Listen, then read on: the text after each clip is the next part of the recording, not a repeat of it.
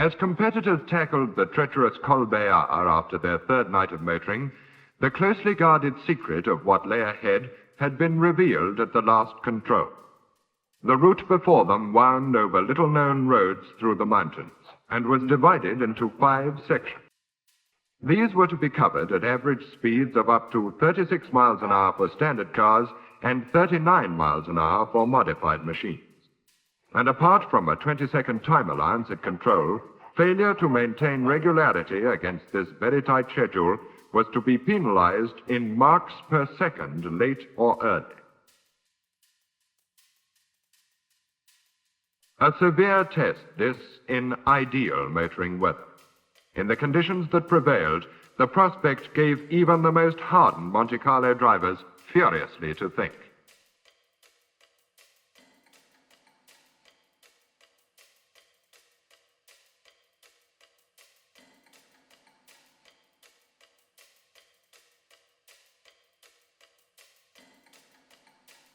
The road to Gap is not an easy one. And even here, before the special section started, many competitors found themselves with little time to spare. And in fact, penalty points piled up before the intended testing time was reached.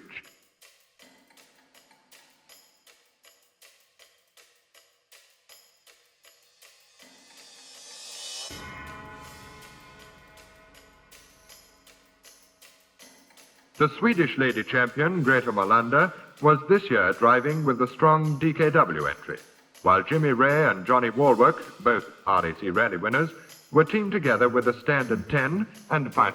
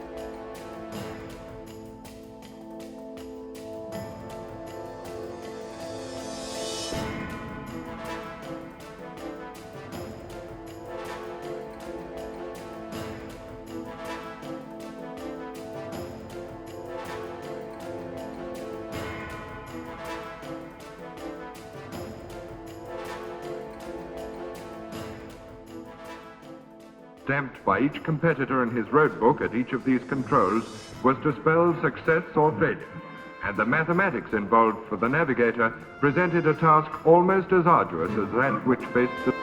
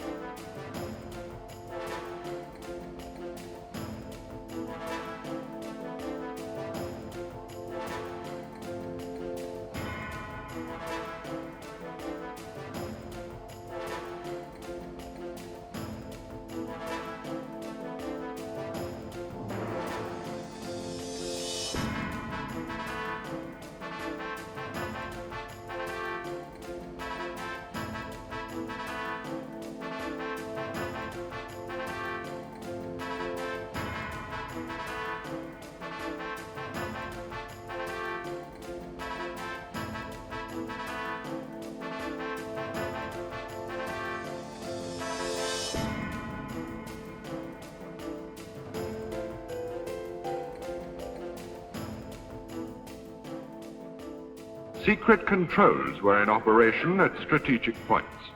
The struggle to reach the next known control on time was in fact subordinated by the organizers to the task of maintaining a constant average speed throughout the run. The problem proved insoluble in more ways than one.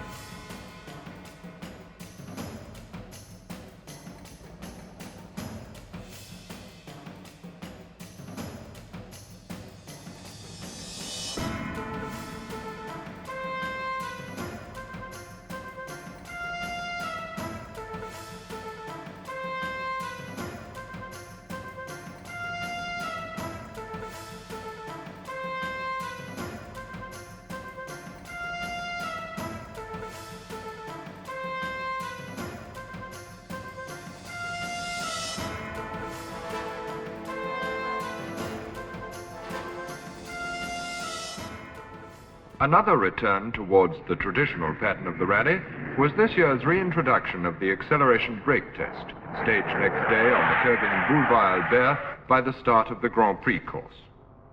From a standing start, the test involved a 400-yard sprint to a turn between a pylon and a row of skittles to include a compulsory reverse in confined space. Then came the 250-yard return run to break over a line. And that was how not to do it. Penalty for hitting the bulk line 18 feet beyond the finish or any other post or pylon was disqualification. Here's Ken Richardson demonstrating the handy size of the standard 10.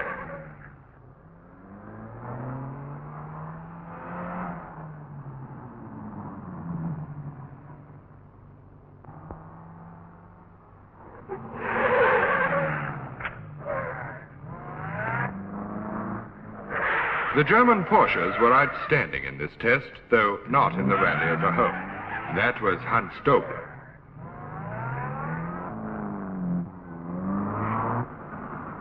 Johnny Walwork displays the skill which has scored him so much success in the past.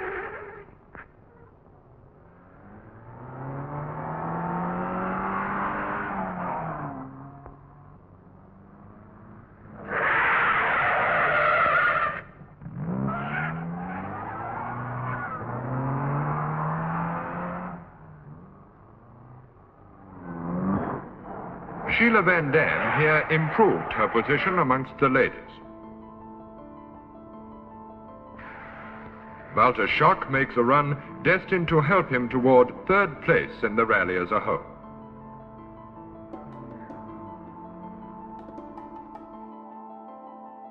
Next day, the battle was rejoined in earnest as the 100 leading competitors in the general classification to date tackled the 200 miles of mountain motoring set out in a cunningly prepared course in the passes and gorges which lie inland of the French Riviera and included the 5,000-foot ascent of the Col de Valberg.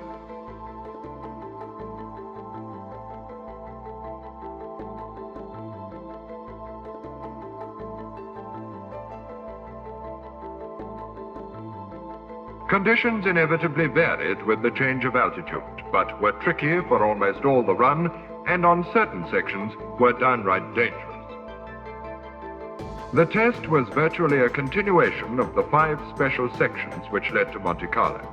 High average speeds varied according to the category of the entrant, and secret controls operated to ensure that the target average speed was maintained throughout the run.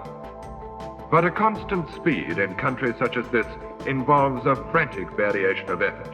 And even so, the opportunities to take it relatively easy were few and far between.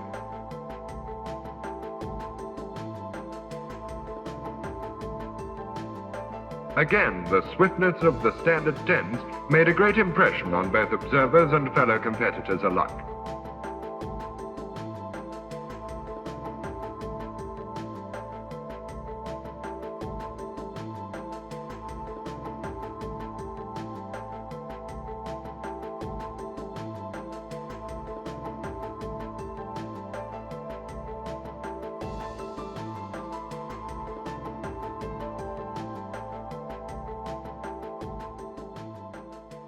The latter half of the circuit, after the 4,000-foot climb to La Colmiane, brought mist to add to the driver's cares.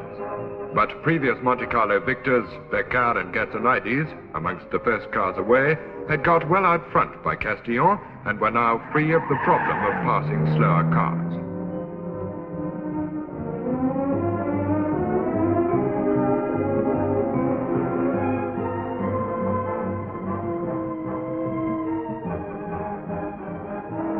Behind them, competitors frequently bunched up between controls, and there was a fair amount of dicing.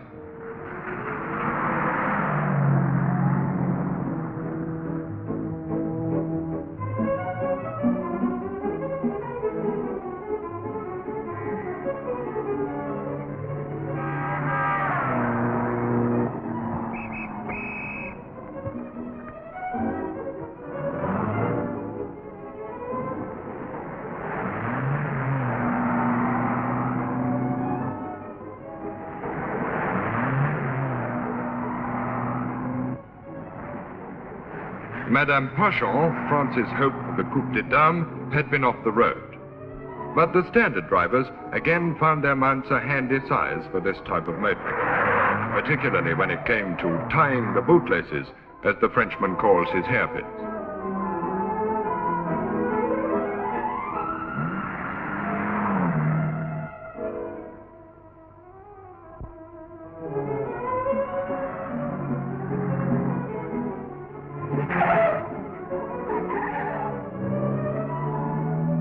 As usual, those sporting drivers, the Dutch, were well represented on all types of car. There goes Splinterman, and here's the veteran of many international events, Langerstraat, this time with a Dyna Panhard. Tommy Wisdom's been doing the Monte almost since the days when newspapers were written on stone. And Mike Cooper collected his inevitable award later in the Concours. Peter Harper going hard.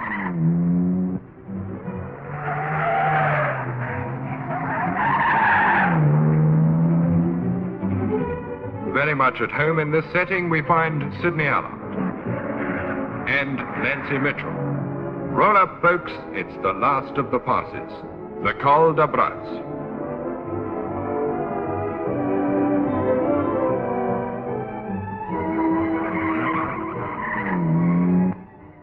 And at the end of those 200 miles, fortunes had changed, and the principal awards of 1955 had in fact been won, though still one test remained.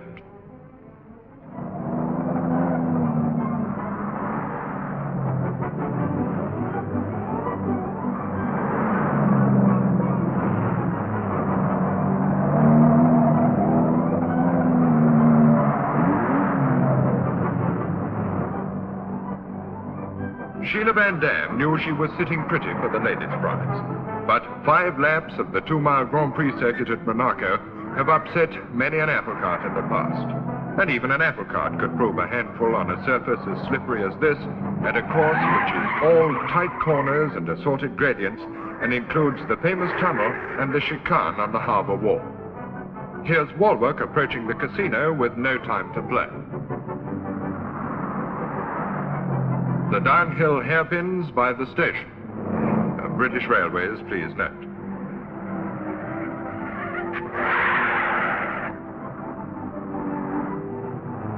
And so, down to the sea it slips. And here's not fishing, except for motor cars.